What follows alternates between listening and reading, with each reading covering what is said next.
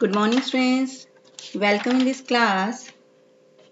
This is class 7, subject Social Science, and it is the second lecture of our History chapter 1, that is Tracing Changes Through 1,000 Years. Means the chapter is actually about the changes which occurred in Indian society between these thousand means during the time period of thousands years means between the time period of 700 AD to 1700 AD.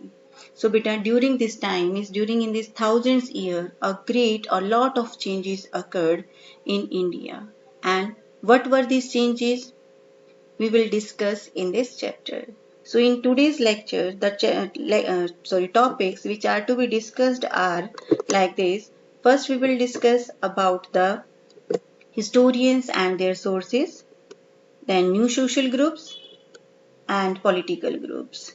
But before starting the today's discussion, first we will recapitulate our previous topics of previous lectures. Yes, yesterday we studied about the division of history. Like history is divided into three terms: ancient, medieval, and modern history.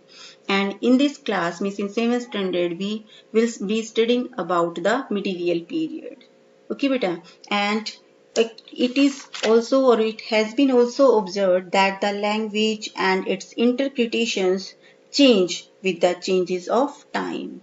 So for that I gave one example yesterday to make you understand that the term Hindustan, which was used for the first time by Minhaji Shiraj in 13th century, and he was a Persian chronicler. This is there, and he used this term actually to mean the areas of Punjab, Haryana, and the lands between the Gange and Yamuna. Actually means Minhaji Shiraz used this term in a political sense, means to show the area, to describe the areas, and for that land which constituting a part of the or which was under the Delhi Sultans, means the area of Punjab, Haryana, and the land which lying between the Gange and Yamuna river. This is there. But in today's life, if we see that the Hindustan term is used in different way. Now Hindustan term is used for the whole nation, whole India. This is there. So in this way, we see that the meaning or interpretations of the word or the language change with the changes of time. This is there. Okay. Now we will study about the sources. Historian sources which help us to understand or to know about our past. Yes, students, these historical sources are very important for us and for the historians also to get or to know about the events of past. Yes, and these historical sources are like coins, inscriptions, monuments, and manuscripts. This is there. Yes, coins help us to understand the economic conditions of a kingdom, like if any kingdom is there in which gold coins were issued, so it show that they were rich economically. This is there, and means good economic condition. And this coin help us to state the territorial extent also, region of the rulers also, as the images and the time periods is depicted on the form in the form of images on these coins. And yes, beta, they also help historians to clarify any doubt about the dates or the events that are mentioned in books.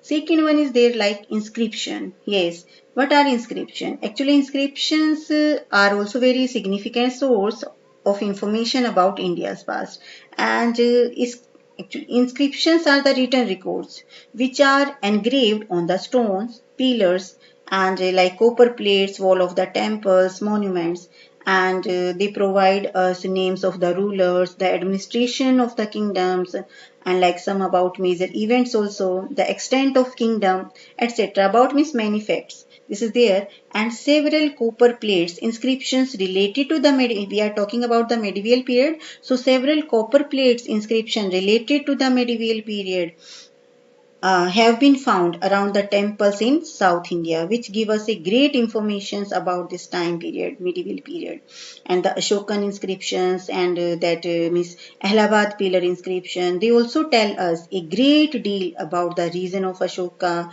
Mauryan king, Samudragupta, and next one is there like monument, means buildings. Monuments building provide information means about the period during which they were constructed. Temples, mosques, tombs, stupas, palaces, forts. They all tell us not only the religious practices but also about the social, economic, and political conditions of that time.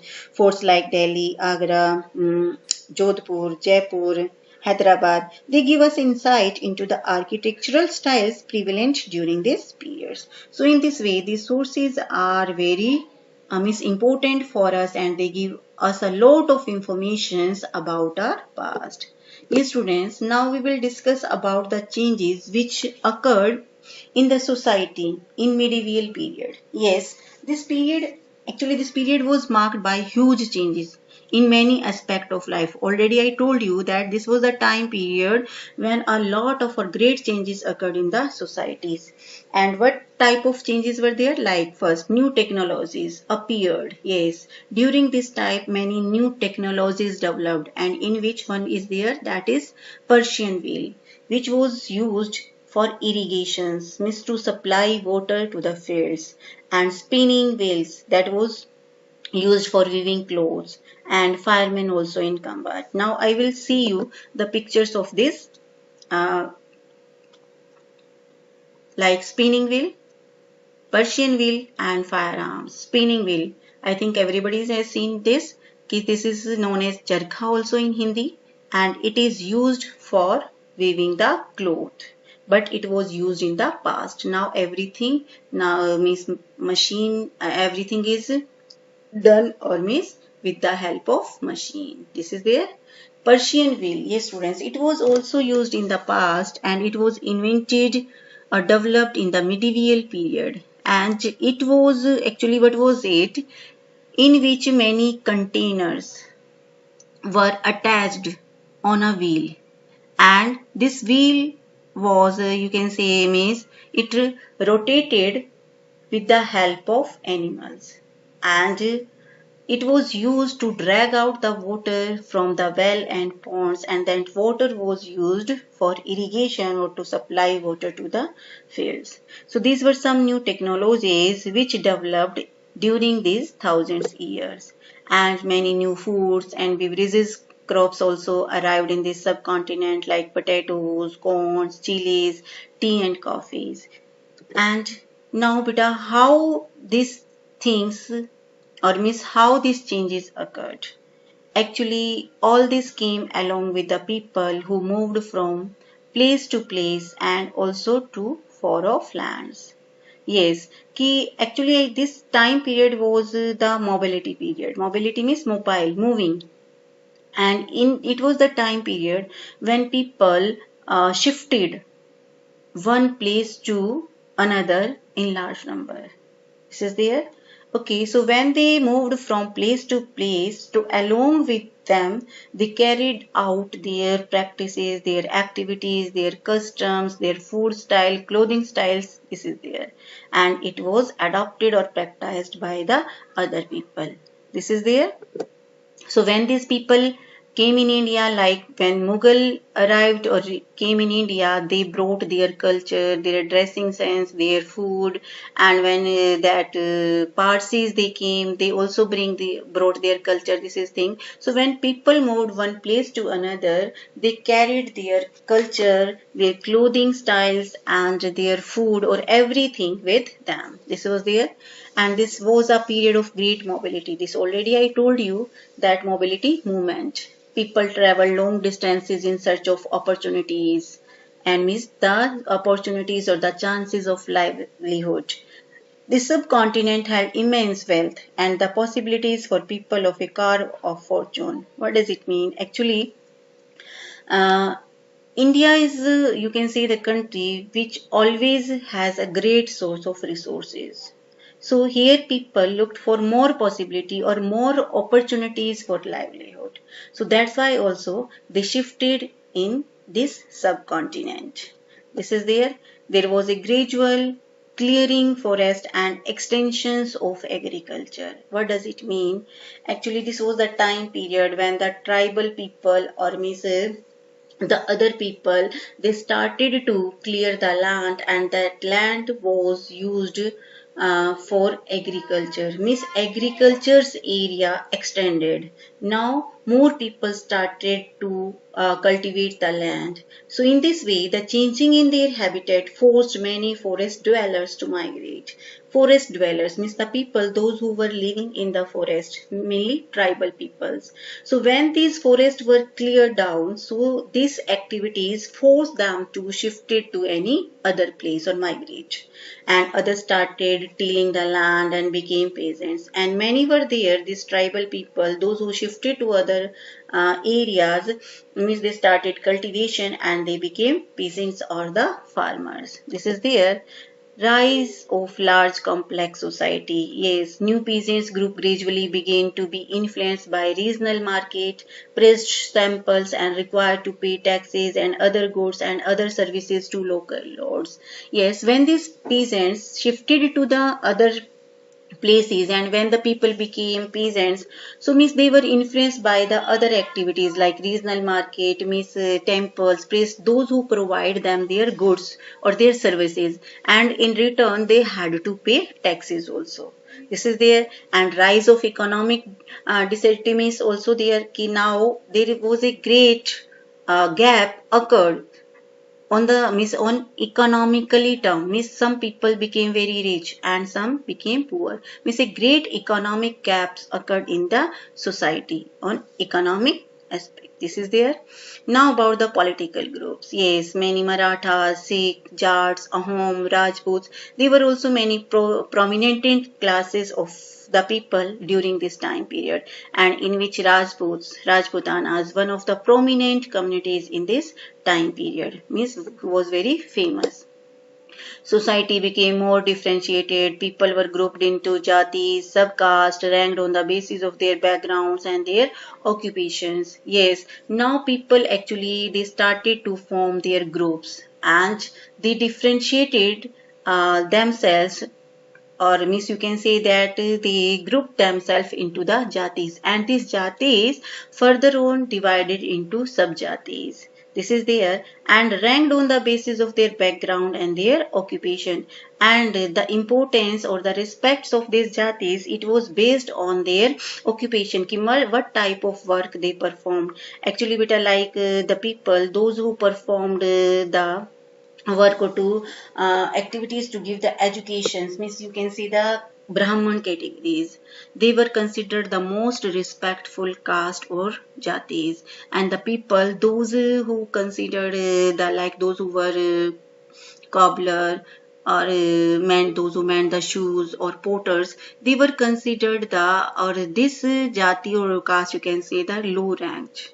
Okay, so means the ranked of the basis of the caste and the ranked of the their basis on the basis of their occupation. Okay, what type of occupations they performed.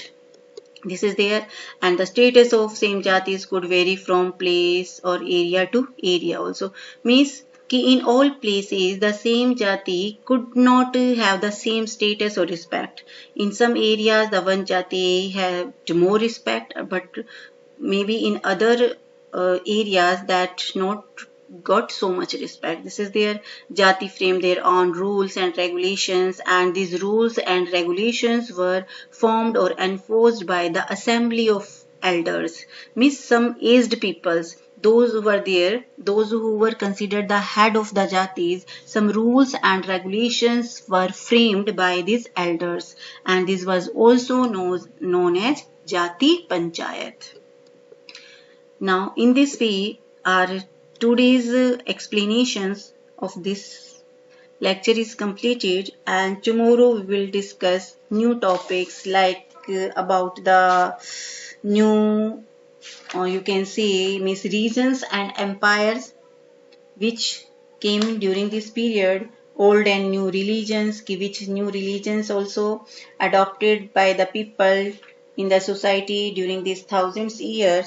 So about this topic we will discuss tomorrow. Now today's homework. Yes, on the basis of the topics which we have covered in today's lecture, that I am giving you some question answer to do, and this question answer like this. First is there, in what ways has the meaning of term Hindustan changed over the time? This I told you in the starting of the chapter. And how were the affairs of Jati regulated? This I also told you just now, ki who made rules and regulations in the Jatis, and list some of technologies changes associated with this period. About this topic also we have discussed. Now we will discuss about the solution of homework of lecture first of this chapter.